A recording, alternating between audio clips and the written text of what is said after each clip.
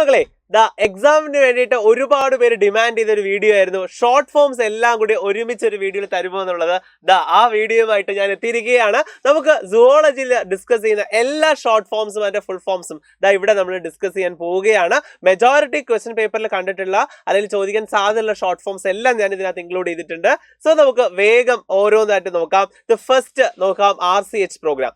RCH എന്ന് വെച്ച് കഴിഞ്ഞാൽ reproductive and child health care പ്രോഗ്രാമിനെയാണ് RCH പ്രോഗ്രാംസ് എന്ന് വിളിക്കുന്നത്. IUD intra uterine devices. അടുത്തത് ECP. ECP എന്ന് വെച്ച് കഴിഞ്ഞാൽ എമർജൻസി കോൺട്രാസെപ്റ്റീവ് പിൽസിനെയാണ് ECP എന്ന് വിളിക്കുന്നത്. MTP medical termination of pregnancy അല്ലെ, നമ്മൾ അബോർഷൻ, ഇൻഡ്യൂസ്ഡ് അബോർഷൻ എന്ന് പറയുന്നതാണ് MTP. അടുത്തത് STI sexually transmitted infections. STDs എന്നാണ് പണ്ടത്തെ പേര്, ഇപ്പോഴാണ് STI ആക്കിയത്, സെക്ഷുവലി ട്രാൻസ്മിറ്റഡ് ഇൻഫെക്ഷൻസ്. അതിൻ്റെ തന്നെ മറ്റൊരു പേരാണ് VD അഥവാ വെനറൽ ഡിസീസസ്, അല്ലെങ്കിൽ മറ്റൊരു പേരാണ് RTI അഥവാ റീപ്രൊഡക്റ്റീവ് ട്രാക്ട് ഇൻഫെക്ഷൻസ്. ഓക്കെ, ഇതെല്ലാം STIസിന്റെ മറ്റു പേരുകളാണ്. എയ്ഡ്സ് ഏറ്റവും ഇമ്പോർട്ടൻ്റ് ആയിട്ടുള്ള രോഗമാണ് എയ്ഡ്സ് എന്ന് പറയുന്നത്. അക്വേർഡ് ഇമ്മ്യൂണോ ഡെഫിഷ്യൻസി സിൻഡ്രോം ആണ്, ഒരു STI കൂടിയാണ് എയ്ഡ്സ്. എയ്ഡ്സിന്റെ കാരണക്കാരനെ മറക്കരുത്, HIV അഥവാ human immuno deficiency virus, HIV. Okay, human immuno deficiency virus, human immuno deficiency virus. Okay, so ഇതാണ് HIV എന്ന് പറയുന്നത്. അടുത്ത PID pelvic inflammatory diseases. Okay, pelvic inflammatory diseases ആണ് PID എന്ന് പറയുന്നത്. STIs വച്ചുകൊണ്ടിരുന്നു കഴിഞ്ഞാൽ ഉണ്ടാകുന്ന ഒരു കണ്ടീഷനാണ്, എക്സ്ട്രീം കണ്ടീഷനാണ് PID.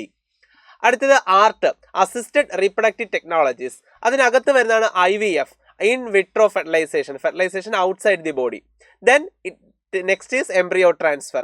ഈ IVFനെയും എംബ്രിയോ ട്രാൻസ്ഫറിനെയും ചേർത്തിട്ടാണ് നമ്മൾ ടെസ്റ്റ് ട്യൂബ് ബേബി പ്രോഗ്രാം എന്ന് വിളിക്കുന്നത്. അടുത്ത ZIFT zygote intra fallopian transfer. Up to 8 celled stage ഒക്കെ ആണെങ്കിൽ നമ്മൾ സിഫ്റ്റ് ആണ് ചെയ്യുന്നത്. അടുത്ത IUT intra uterine transfer. 16 to 32 celled stage വരുമ്പോഴാണ് IUT നമ്മൾ ചെയ്യുന്നത്, യൂട്രസിലേക്ക് ട്രാൻസ്ഫർ ചെയ്യുന്നത്, ഇൻട്രാ യൂട്രൈൻ ട്രാൻസ്ഫർ. അടുത്ത GIFT, we are giving a gift. എന്താ ഗിഫ്റ്റ്? ഗാമേറ്റിനെയാണ് ഗിഫ്റ്റ് ആയിട്ട് കൊടുക്കുന്നത്. Gamete intra fallopian transfer, fallopian ട്യൂബിലേക്ക് ഗാമേറ്റിനെ ട്രാൻസ്ഫർ ചെയ്യുന്നു, ഓവത്തിനെ ട്രാൻസ്ഫർ ചെയ്യുന്നു. അടുത്തത് ICSI intra cytoplasmic sperm injection. സ്പേമിനെ direct ആയിട്ട് നമ്മുടെ ഓവത്തിന്റെ ഉള്ളിലേക്ക് നമ്മൾ ഇഞ്ചക്ട് ചെയ്യുന്നത്. AI artificial insemination. അത് തന്നെ യൂട്രസിലേക്ക് ചെയ്താൽ IUI intra uterine insemination. So ഇത്രയുമാണ് ആ ചാപ്റ്ററിനകത്തുള്ള മെജോറിറ്റി ഷോർട്ട് ഫോംസ് ഉള്ളത് റീപ്രൊഡക്റ്റീവ് ഹെൽത്ത് എന്ന ചാപ്റ്ററിലാണ്. ഇനി നമുക്ക് മറ്റ് ചാപ്റ്ററുകളിലെ ഷോർട്ട് ഫോംസ് വേഗം ഒന്ന് നോക്കാം. ആദ്യം LH എന്ന് വെച്ച് കഴിഞ്ഞാൽ luteinising hormone. FSH follicle stimulating hormone. HCG placental hormone ആയിട്ടുള്ള HCG ഹ്യൂമൻ കൊറിയോണിക് ഗൊണാഡോട്രോഫിൻ എന്നാണ് അതിന്റെ ഫുൾ ഫോം. അടുത്ത HPL അതും പ്ലാസന്റൽ ഹോർമോൺ ആണ്, ഹ്യൂമൻ പ്ലാസന്റൽ ലാക്ടോജൻ ആണ്. സോ ഇത് രണ്ടും പ്ലാസന്റൽ ഹോർമോൺസ് ആണ്. That means it is produced by placenta and ഇത് പ്രഗ്നൻസി സമയത്ത് മാത്രമേ പ്രൊഡ്യൂസ്ഡ് ആകുള്ളൂ കേട്ടോ. അടുത്ത DNA deoxyribonucleic acid ആണ് DNA. RNA എന്ന് വെച്ചാൽ റൈബോ ന്യൂക്ലിക് ആസിഡ്. SNRNA എന്ന് വെച്ചാൽ സ്മോൾ ന്യൂക്ലിയർ RNA എന്നും HNRNA എന്ന് വെച്ച് കഴിഞ്ഞാൽ ഹെട്രോജനസ് ന്യൂക്ലിയർ RNA ആണ്. HNRNAയിൽ സ്പ്ലൈസിംഗ് നടക്കുമ്പോഴാണ് mRNA അഥവാ മെസഞ്ചർ RNA നമുക്ക് കിട്ടുന്നത്. അടുത്ത് UTR അൺട്രാൻസ്ലേറ്റഡ് റീജിയൻസ്. ട്രാൻസ്ലേഷനിൽ പങ്കെടുക്കുന്നില്ല എങ്കിലും ഇഫക്റ്റീവ് ട്രാൻസ്ലേഷനിൽ വളരെ അത്യാവശ്യമുള്ള ആൾക്കാരാണ് UTR അൺട്രാൻസ്ലേറ്റഡ് റീജിയൻസ് എന്ന് പറയുന്നത്. അടുത്തത് IGene നമ്മുടെ ഓപ്പറോൺ കോൺസെപ്റ്റിൽ ലാക്കോപ്പറോണിൽ IGene ഉണ്ട് അല്ലെ. ആ IGene എന്ന് പറയുന്നത് ഇൻഹിബിറ്റർ എന്നാണ് അതിന്റെ ഫുൾ ഫോം, ഇൻഹിബിറ്റർ. ഓക്കെ, അടുത്ത HGP human genome project. ELSI ethical legal and social issues, അതാണ് ELSI ഹ്യൂമൻ ജീനോം പ്രോജക്റ്റിന്റെ ഏറ്റവും വലിയൊരു ഗോളാണ് ഈ ELSI അഡ്രസ് ചെയ്യുക എന്നുള്ളത്. അടുത്ത ESTs എക്സ്പ്രസ്ഡ് സീക്വൻസ് ടാഗ്സ്.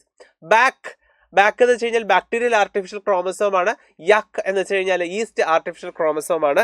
ഇത് രണ്ടും HGPയിലെ ക്ലോണിംഗ് വെക്ടേഴ്സ് ആയിരുന്നു. അടുത്ത SNPs SNPs സ്നിപ്സ് എന്ന വായിക്കേണ്ടത്. സിംഗിൾ ന്യൂക്ലിയോടൈഡ് പോളിമോർഫിസം എന്ന് പറയും സ്നിപ്സ്. VNTR ഒരുപാട് പ്രാവശ്യം ചോദിച്ചിട്ടുള്ള ഓൺ വേർഡ് ക്വസ്റ്റ്യൻ ആണ് VNTR and it is variable number tandem repeats. Okay, അടുത്ത് NACO, national AIDS control organization. Okay, national AIDS control organization. BOD, biochemical oxygen demand. BOD കൂടിയാൽ വെള്ളം polluted എന്നർത്ഥം. Okay, BOD biochemical oxygen demand. ഇത്രയുമാണ് പ്രധാനപ്പെട്ട short ഫോംസും അതിന്റെ full ഫോംസും.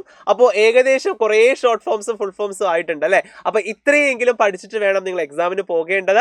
Okay, അപ്പൊ ഇതിനകത്ത് നല്ല കോൺഫിഡന്റ് ആയിരിക്കുക. ഏത് ഷോർട്ട് ഫോം ചോദിച്ചാലും ഇനി നിങ്ങളെ കൊണ്ട് എഴുതാൻ സാധിക്കും മക്കളെ. അപ്പൊ സുവോളജിയിലെ ഷോർട്ട് ഫോംസ് ഇനി ഒരു പ്രശ്നമേ അല്ല. അപ്പൊ വൈകുന്നേരം 6 മണിക്കുള്ള 7 മണിക്കുള്ള സൂപ്പർ 60 കാണാൻ എല്ലാവരും എത്തുക. കാരണം അതിൽ ഡിസ്കസ് ചെയ്യുന്ന ക്വസ്റ്റ്യൻസും ഇന്നലെ ഡിസ്കസ് ചെയ്തതും ഇനി മോർണിംഗ് ബൂസ്റ്റർ ഡിസ്കസ് ചെയ്യാൻ പോകുന്നു, ഇതെല്ലാം എക്സാമിനേഷൻ വരും. അപ്പൊ അതുകൊണ്ട് ലൈവ് കാണാൻ എല്ലാവരും എത്തിയേക്കുക. സമയം മറക്കണ്ട, 7 മണിക്ക്. അപ്പോൾ ആ ഒരു ലൈവിൽ നമുക്ക് ഇനി കണ്ടുമുട്ടാം. Till then bye.